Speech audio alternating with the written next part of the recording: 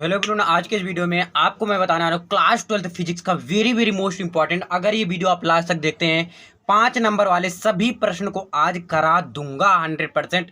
तो भाई साहब बिना देखे मत जाना। ये इसके अलावा 5 नंबर वाले कहीं से नहीं आने वाले हैं। टोटल 27 क्वेश्चन, 27 क्वेश्चन है। तो आप ये समझ के चलो, मान के चलो 30 नंबर तक आपका कंफर्म होने वाला है। आई होप आप लास्ट तक देखेंगे। एग्जाम में यहीं से आएगा, लास्ट तक जरूर देखना। एग्जाम में यहीं से आएगा, जल्दी देखो और बिना देखे मत जाना। और आई होप आप लिख भी लेंगे इसको। वेरी मोस्ट इंपॉर्टेंट क्वेश्चन है 2023 के लिए। तो चलो स्टार्ट करते हैं पहले क्वेश्चन से। क्लास 12th फिजिक्स है, वेरी मोस्ट इंपॉर्टेंट। 100 में 100 लाना है तो इसको लास्ट तक देखना है। देखिए पहला क्वेश्चन है, किसी विद्युत द्विध्रुव के कारण, और इसके अलावा 5 नंबर के क्वेश्चन कहीं से और नहीं आने वाले हैं, यानी कि यहीं से सिर्फ मिलेंगे वाले और कहीं से नहीं। पहला क्वेश्चन की ओर चलते हैं और कई इंपॉर्टेंट चीजें भी बताता रहूंगा साथ साथ में। इसके साथ मतलब निगमन रहेगा, प्रूव करने वाला आता है, उसको भी मैं बता दूंगा। देखिए क्या है, किसी विद्युत द्विध्रुव के कारण अच्छी स्थिति में किसी बिंदु पर विद्युत क्षेत्र की तीव्रता का व्यंजक ज्ञात करना है, प्राप्त करो, है ना।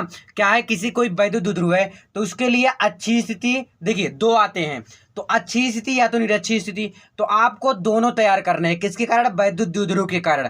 कौन कौन से? एक अच्छी स्थिति, एक निरक्षी स्थिति। तो मैं इसमें क्या कर दिया हूँ, अच्छी स्थिति है। निरक्षी स्थिति इसके नीचे देख लीजिए, क्या है, किसी विद्युत द्विध्रुव के कारण निरक्षी स्थिति में किसी बिंदु पर विद्युत क्षेत्र की तीव्रता का व्यंजक ज्ञात कीजिए। किसके कारण? निरक्षी स्थिति में। अच्छी स्थिति आपका क्लियर हो गया, निरक्षी स्थिति भी क्लियर कर लेना। और उम्मीद करता हूं आप आज ही क्लियर कर लोगे, नहीं तो आप ऐसे टाइम बना लेंगे कि इस वीक के अंदर आप में कंप्लीट करना ही करना है, तो आप कर ले जाओगे, ठीक है ना। तो ऐसे करके जरूर करना। देखिए नेक्स्ट क्वेश्चन है, किसी विद्युत द्विध्रुव के अक्ष पर स्थित, कोई विद्युत द्विध्रुव है, उसके अक्ष पर स्थित किसी बिंदु पर विद्युत विभव, विभव यानी वी, क्या करना है, विद्युत विभव का सूत्र स्थापित करना है। क्लियर हो जाएगा ना। चलो नेक्स्ट है, गॉस की प्रमेय। भाई साहब गॉस की प्रमेय क्या होता है, इसको भी क्लियर कर लेना। और गॉस की प्रमेय कैसे प्रूव करते हैं, इसको भी क्लियर कर लेना। इसीलिए मैं लिख दिया हूं ना क्वेश्चन नंबर 4 कि गॉस के नियम का उपयोग करके एक समान आवेशित अनंत समतल चादर के, क्या, समतल चादर के कारण विद्युत क्षेत्र की तीव्रता ज्ञात करना। क्वेश्चन नंबर 4 क्लियर हो जाएगा ना। नेक्स्ट आपका अनुगमन वेग के आधार पर ओम के नियम। भाई साहब अनुगमन वेग यानी वीडी के आधार पर ओम के नियम के लिए व्यंजक निगमन करना है। तो इसको भी आई होप आप कर ले जाओगे, बहुत इंपॉर्टेंट, परेशानी नहीं ना, ठीक है। नेक्स्ट है क्वेश्चन नंबर 6, किरचॉफ के नियम का उपयोग। अब देखिए किरचॉफ का जो नियम है, ये कितना नियम है, पहला और एक है दूसरा। तो 2 नियम है किरचॉफ जी का, तो पहला और दूसरा नियम आप लोग कर लेना। लेंस मेकर सूत्र, ये भाई साहब ये बहुत पूछा गया है। क्या होता है, 1/f = n-1 1/r1 - 1/2 R2।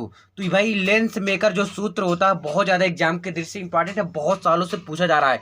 या तो ये पूछेगा या तो एक और है, उसको मैं दिखाऊंगा, थोड़ा आराम से चलो, कोई दिक्कत नहीं है। किरचॉफ का नियम की सहायता से व्हीटस्टोन सेतु, व्हीटस्टोन सेतु क्या होता है, एक वैज्ञानिक थे, कहाँ के, अंग्रेज के थे, मतलब ब्रिटेन के थे। तो वो अपने ही नाम पे 2 लोग मिलके मतलब इस प्रकार से अपने ही नाम पे अपना नियम दे दिए थे।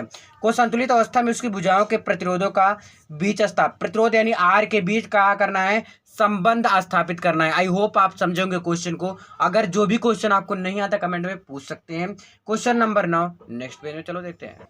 देखिए क्वेश्चन नंबर 9 क्या कह रहा है आपका, एम्पियर का परिपथीय नियम। क्या, एम्पियर का परिपथीय नियम लिखिए, परिपथीय नियम लिखिए। और देखिए इसमें एम्पियर नियम का उपयोग करके एक अनंत लंबाई, भाई ये भी बहुत इंपॉर्टेंट है, अनंत लंबाई के सीधे धारावाही चालक के कारण उत्पन्न चुंबकीय क्षेत्र का सूत्र स्थापित करना। किसका? चुंबकीय क्षेत्र का सूत्र स्थापित करना। आई होप ये भी आपको आता होगा, अगर नहीं आता तो भाई साहब याद कर लो, रट्टा मार लो, अब समझ लो, टाइम कम बचा है, पढ़ना ज़्यादा है। क्वेश्चन नंबर 10 क्या कह रहा है, चल कुंडली धारा मापी का सिद्धांत एवं कार्यविधि का वर्णन। जो चल कुंडली होता है उसकी धारा मापी का सिद्धांत, कार्यविधि का वर्णन करना है, कीजिए। इसकी सुग्राह्यता किस प्रकार बढ़ाई जा सकती है। क्वेश्चन नंबर 10 इसको अच्छे से करना होगा। क्वेश्चन नंबर 11 क्या है, धारावाही परिनालिका का स्वप्रेरण गुणांक का सूत्र। जो स्वप्रेरण होता है, ध्यान दीजिएगा, स्वप्रेरण गुणांक का सूत्र स्थापित करना है। क्वेश्चन नंबर 11 था। क्वेश्चन नंबर 12 क्या है, एक समान चुंबकीय क्षेत्र है, कोई एक समान चुंबकीय क्षेत्र है, उसमें स्थित, याद करिए, स्थित चुंबकीय ध्रुवों पर लगने वाले बलागुण, यानी बलागुण का फॉर्मूला टाउ टाउ का ज्ञात करना है और इसको प्राप्त करना है। कैसे प्रूव करना है ये आपको पता होगा, अगर नहीं पता तो कमेंट में पूछ सकते हैं, बाकी मैं वीडियो स्पेशल बनाऊंगा, है ना। देखो चुंबकीय फ्लक्स से आप क्या समझते हो, यानी चुंबकीय फ्लक्स क्या होता है, इससे आप क्या समझते हैं। चुंबकीय प्रेरण संबंधी फैराडे, देखिए 5 नंबर इतना आसानी से नहीं मिल जाएगा, लेकिन मिलेगा तो मिलेगा, लेकिन ना, तो इसीलिए बता रहा हूँ 5 नंबर वाले सारे क्लियर करा रहा हूँ। अगला है चौक कुंडली का कार्य। चौक कुंडली क्या होता है, चौक कुंडली का कार्य विधि बताइए, इसका महत्व बताइए, और इसमें साथ साथ आएगा वाटहीन धारा। 5 नंबर इतना आसानी से अगर मिल जाए तो भाई साहब सब लेकर टॉप बन जाएंगे, टॉपर अब हर घर में आएगा। ठीक है, देखिए अगला है परस्पर संपर्क में रखे दो पतले लेंस। ये लेंस एक हो गया, एक लेंस ये हो गया, दो लेंस को परस्पर संपर्क में रखे, उसी फोकस दूरी ज्ञात करना। 1/f equal to 1/f1 minus 1/f2 वाला फॉर्मूला क्वेश्चन नंबर 15 है, बहुत इंपॉर्टेंट है, उम्मीद है आप कर ले जाओगे ना। चलो नेक्स्ट आपका क्वेश्चन नंबर 16, LCR परिपथ के लिए प्रतिबाधा तथा कलांतर के सूत्र स्थापित करना है। LCR परिपथ के लिए प्रतिबाधा तथा कलांतर के सूत्र स्थापित करना है, क्वेश्चन नंबर 16 था। क्वेश्चन नंबर 17 यानी क्वेश्चन नंबर 17 नेक्स्ट पेज में, उसे भी चलो करते हैं फटाफट। देखिए क्वेश्चन नंबर 17, हाइगेंस के द्वितीयक तरंगिकाओं के सिद्धांत का विवेचना कीजिए। ये भी पूछता है हाइगेंस का द्वितीयक, ये मतलब अगर हाइगेंस वाला आएगा ना, ये तो कन्फर्म है हाइगेंस वाला आएगा, स्कूल में बताए होंगे, अगर नहीं बताए तो जान जाइए, स्कूल में बताएंगे भी। खगोलीय दूरदर्शी, परावर्तक दूरदर्शी, इन दोनों को तैयार कर लेना, क्योंकि 3 होते हैं, तो 3 में 2 तैयार कर लो, तीसरा मत तैयार करो, इसलिए ना करो क्योंकि, ध्यान से सुन लीजिए, क्योंकि आपको 2 आएगा उसमें अथवा दिया रहेगा, तो चाहिए कर लो, चाहिए अगर वो वाला दे देगा तो एक तो कन्फर्म बेटा ही जाएगा, कन्फर्म है। कोई एक पतली झिर्री है कि प्रकाश के विवर्तन के कारण प्राप्त विवर्तन प्रतिरोध बनाइए तथा इसकी व्याख्या भी करना है। क्या करना है, इसकी व्याख्या कीजिए, बताना है आपको। क्वेश्चन नंबर 21, यंग के 2 स्लिट के प्रयोग में किसी दीप्त फ्रिंज की केंद्रीय फ्रिंज से दूरी के लिए व्यंजक प्राप्त कीजिए तथा इसकी सहायता से फ्रिंज चौड़ाई का, किसकी फ्रिंज चौड़ाई का मान भी ज्ञात करना है। यंग के कोई 2 स्लिट है, कोई यंग के क्या है, 2 स्लिट है, उनकी प्रयोग में किसी दीप्त फ्रिंज की केंद्रीय फ्रिंज से दूरी, दीप्त फ्रिंज से केंद्रीय फ्रिंज की दूरी ज्ञात करने के लिए कोई व्यंजक प्राप्त कीजिए तथा इसकी सहायता से फ्रिंज की चौड़ाई भी आपको ज्ञात करना है।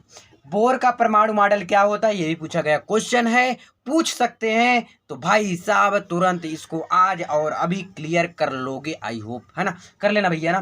देखो प्रकाश विवर्तन प्रभाव संबंधी आइंस्टीन का प्रकाश विद्युत समीकरण ज्ञात करना है। नेक्स्ट है क्वेश्चन नंबर 24, पीएन संधि डायोड, कि पीएन संधि के डायोड क्या होता है, और यहीं पे मैं ऐड करना चाहूंगा एनपीएन, और फिर है पीएनपी।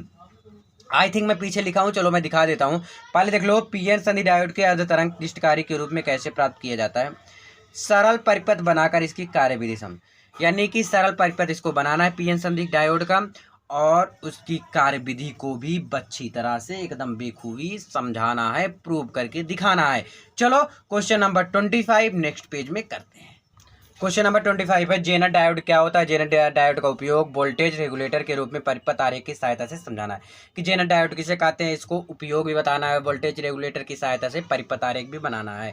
क्वेश्चन नंबर 26 यानी question number 26, NPN PNP. NPN थोड़ा सा मैं बताना चाहूँगा, थोड़ा ज़्यादा ईजी है, अच्छा सारा कठिन था नहीं, बिल्कुल नहीं कठिन था। एनपीएन क्या होता है, दोनों जो साइड में रहेंगे वो बड़े बड़े रहेंगे, बीच वाला जितना ये एन रहेगा उतना ही बड़ा, ये तो मैं एन ज़्यादा बड़ा कर दे, कोई बात नहीं। बीच में पी, यानी 2 मोटे हैं, 2 मोटे प्रकार के एन है, और पी को बीच में दबा रखे हैं, ये एन पी एन ट्रांजिस्टर होता है। और आपका नेक्स्ट है पीएनपी, तो पीएनपी में सेम उल्टा रहेगा, पी बड़ा रहेगा और एन पतला रहेगा। भाई अभी अगर ट्रेन में बैठ जाओ, जनरल डिब्बे में बैठ गए, तो बीच में अगर आप पतले हैं तो दबी जाएंगे, साइड में क्या मोटे मोटे लोग भी बैठ जाएंगे, तो क्या होता है पीएनपी, यानी कि बेचारा एन दबा हुआ होता है, इसी को हम कहते हैं पीएनपी। जो बीच में दबा होता है उसको बीच में बोलेंगे, बस यही होता है वही ट्रांजिस्टर। लॉजिक गेट क्या होता है, क्वेश्चन नंबर 27, लॉजिक गेट। अब इसमें गेट में कई आ जाते हैं, जैसे एंड गेट है, and gate, or gate, NAND, nor gate, ये सारे गेट आपको तैयार करना है, और घर का गेट नहीं है, कहीं बाहर का गेट भी नहीं है। And gate, or gate, nand gate, nor gate मैं सब बता रखा हूँ, आप जाके logic gate by Atul study centre search करेंगे तो आपको मिल जाएगा। आई होप समझ में जरूर आएगा। इस वीडियो में इतना ही, मिलते हैं वीडियो में। इस वीडियो को लास्ट तक देखने के लिए बहुत बहुत धन्यवाद।